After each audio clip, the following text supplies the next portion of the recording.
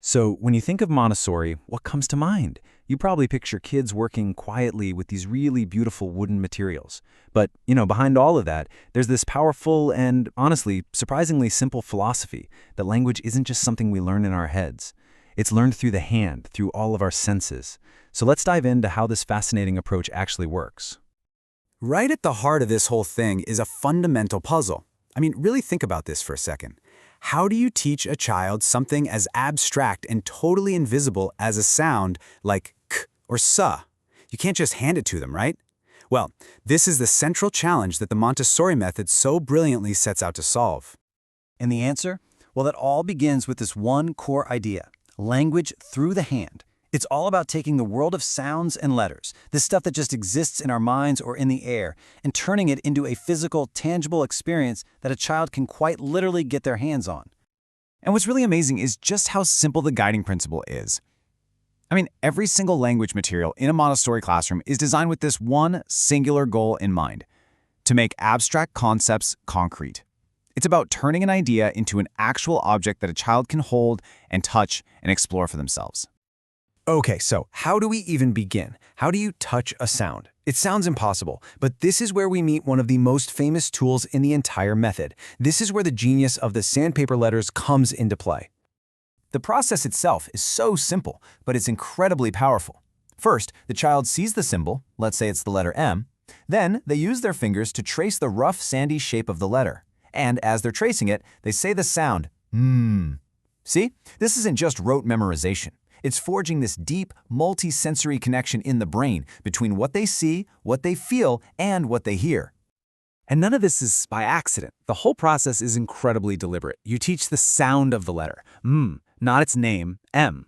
Why? Well, because sounds are what we actually use to build words. You don't spell cat with C-A-T. You spell it with the sounds k, t. The method is also paced really carefully. You only introduce 2 or 3 lowercase letters at a time to really make sure they've got it down. So this isn't just getting them ready to read, it's also preparing the muscles in their hand for writing at the exact same time. Now, all of this builds up to one of the most counterintuitive and frankly revolutionary ideas in the entire method: the idea that children can learn to write before they learn to read. Think about how we usually do it, right? We spend years teaching kids to decode, to look at symbols on a page and turn them into sounds.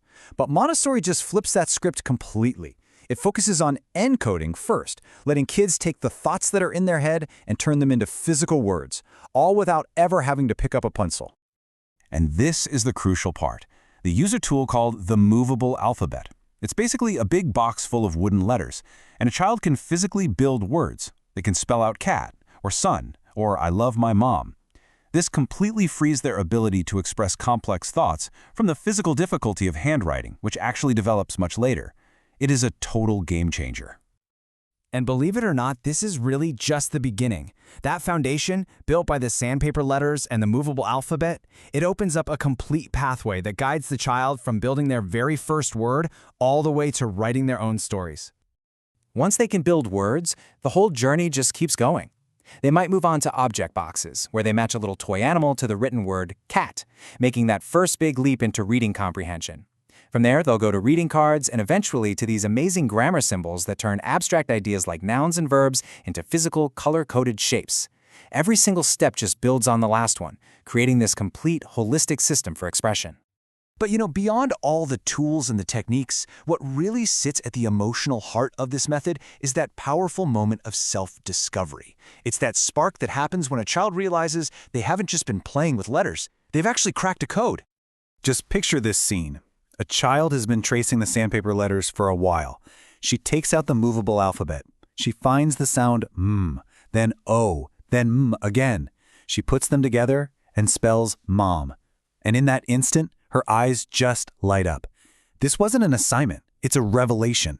She has taken a feeling from inside of her and made it real, out in the world. That's the magic of this work. So this really leaves us with a bigger question to think about, doesn't it? The Montessori method for language, it's more than just a technique. It's a profound shift in perspective.